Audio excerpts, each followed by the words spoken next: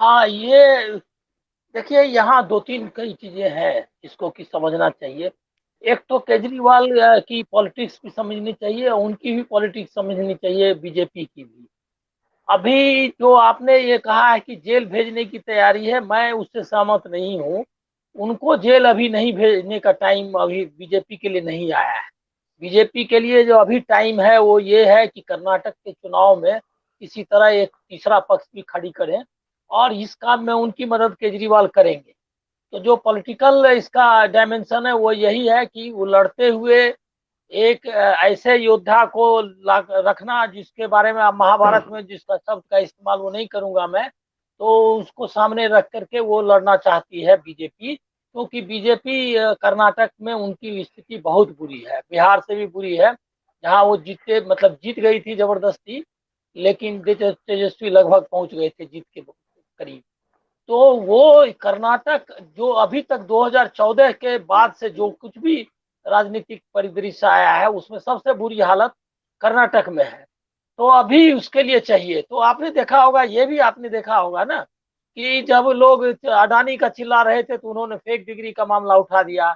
ऐसा केजरीवाल उनकी मदद काफी करते रहे। उसी बीच में राहुल गांधी का प्रोग्राम चल रहा था तो मनीष सिसोदिया जेल चले गए। तो जो दोनों का चल रहा है काफी कुछ। और दूसरा ये कि मैं इस तर्क को समझ नहीं पाता हूँ, और कोई अगर समझाए तो ठीक है, कि केजरीवाल कहाँ से उनको नुकसान पहुंचा रहे हैं। कहीं ऐसा कोई इलेक्शन नहीं हुआ है। उत्तराखंड है, गोवा है, सबसे बड़ा गुजरात है। गुजरात को रिकवर करने में, फिर से जीत लेने में जो उनकी मदद हुई, उस मदद के लिए तो उनको वो नोबेल पुरस्कार देंगे, ये बीजेपी देगी।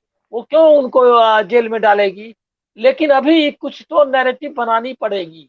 हाँ, ये जरूर मैं मानता हूँ कि मनीष जो जेल गए या सत्येंद्र जैन जेल में है, वो विक्टिम है जरूर। वो विक्टिम है इस तरह की, इस पूरे खेल में बेचारे दोनों अंदर चले गए हैं। और उनका कितना दोष है नहीं है वो तो कहना मुश्किल है, क्योंकि जिस तरह से ईडी का इस्तेमाल हो रहा है, सीबीआई का इस्तेमाल हो रहा है, एजेंसी का इस्तेमाल हो रहा है, तो निश्चित तौर पर उसका पॉलिटिकल इस्तेमाल हो रहा है।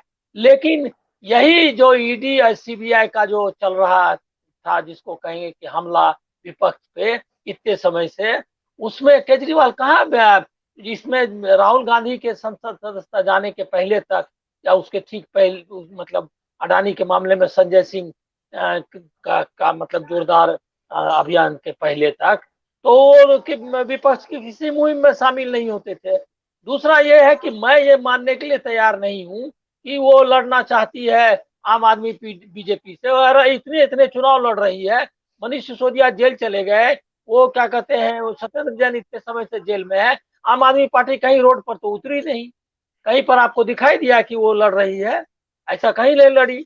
और उसके बाद क्यों करेंगे, एक और सवाल उठता है कि एक राजनीतिक विश्लेषक के रूप में, विश्लेषक मतलब सामान्य जो उसका छात्र है उसके हैसियत से, मैं आप ही लोगों से पूछता हूँ कि उनको केजरीवाल को टारगेट करने की क्या वजह हो सकती है।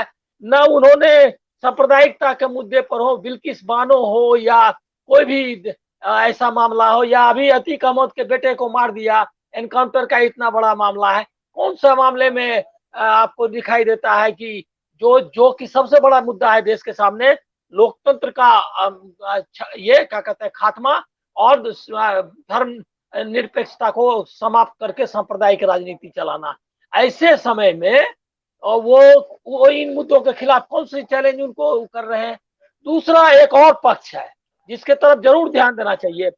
केजरीवाल ने जो जिस लड़ाई लड़ाई के आए थे, मतलब भ्रष्ट सुचिता राजनीति में, मतलब भ्रष्टाचार सिर्फ नहीं आए थे। जी। जो अन्ना जो भाषण करते थे वहां जंतर मंतर पर, मैं रोज जो है उनका भाषण छापने के लिए जाता था, और वो जो सारे जो लोग चेहरे दिखाई देते थे, वो सब राजनीति में सुचिता और नैतिकता और क्या कहते हैं लोकतंत्र की बात करते थे, और गांधी जी का की तस्वीर लगाते थे।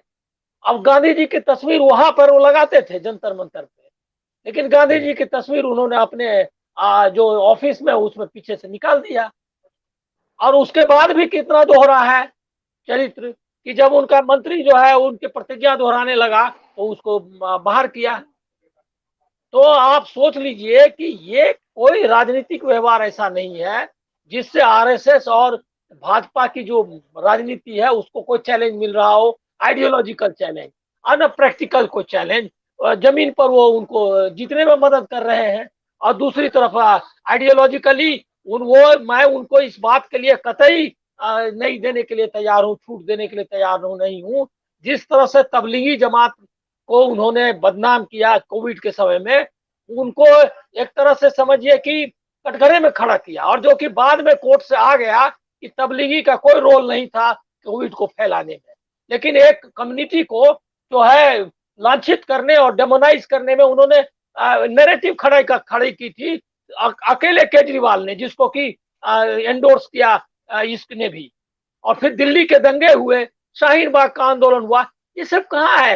अरे जब आप लड़ाई अगर लड़ेंगे तो राजनीतिक लड़ाई लोकतंत्र की बड़ी लड़ाई के पिक्चर में हम देखेंगे ना केजरीवाल जी को। अब ये सब जो टुटपुंजिया किस्म के जो विक्टिमहुड का कार्ड है उसका कोई अर्थ नहीं है। और मैं आपको अगर मतलब गारंटी के साथ मैं आपको कहता हूं कि अभी केजरीवाल जी को नहीं ले जाएंगे जेल। जेल जाने का वक्त हो सकता है कि मतलब कर्नाटक का इलेक्शन बहुत ज्यादा उनको जरूरत पड़े, तो फिर वो उससे भी बड़ी कार्रवाई कर सकते हो कोई, क्योंकि चुनाव जीतने के लिए हिंदुस्तान में अभी एक ही प्रधानमंत्री और गृह मंत्री हैं पूरी दुनिया में, जो कि 24/7 इलेक्शन मिनिस्टर है। बल्कि मुझको लगता है कि वो दोनों अपने को इलेक्शन मिनिस्टर घोषित कर दें, और बाकी डिपार्टमेंट जैसे केजरीवाल ने दे करके रखा है अपने दूसरे लोगों को, उसी तरह उनको दे देना चाहिए। क्योंकि एक दिन भी नहीं मुझको दिखाई देता है कि दोनों चुनावी रैली के अलावा कोई रैली कर रहे हो, यही रैली में लगे हुए हैं। और देश इतना, आप जी। देख लीजिए कि इकोनॉमी की क्या हालत है, बाकी जो कितनी भयावह स्थिति है। और इस पर लास्ट कहूंगा कि केजरीवाल ने अपनी राजनीतिक अपने व्यवहार में भी, आचरण में कहीं से लोकतांत्रिक अपने को नहीं दिखाया है। वही सेंट्रलाइज्ड किस्म की डिसीजन मेकिंग है आम आदमी पार्टी में और दिल्ली में, जिस तरह की मोदी जी जिस तरह का है। तो इसीलिए मैं, मुझको कहीं से ये मतलब नहीं इससे सहमत हूं मैं कि ये जो है उनको अभी जेल में जाने की तैयारी है। ये सब जो कहते हैं आपकी एक फोटो ऑप ही है। लास्ट लाइन है मेरा कि आप देख लीजिए कि इवन सतपाल मलिक का मामला, वो आप ही जो नहीं कार्रवाई करने की बात है, वो तो जाने दीजिए। सतपाल मलिक ने जो इंटरव्यू दिया है, इतने महत्वपूर्ण स्टेट के राज्यपाल रह चुके हैं और इतना ये था क्रूशियल पीरियड में रहे हैं, उनका इंटरव्यू क्या कुछ भी गोदी मतलब मेन स्ट्रीम मीडिया में आने नहीं दिया उन्होंने। ये आप समझ लीजिए कि ये किस तरह का आपातकाल है, उसको आप समझ जी। लीजिए। इससे लड़ने के लिए केजरीवाल जैसे नेतृत्व की जरूरत लोगों को नहीं है, ये मैं जरूर आगाह करना चाहूँ।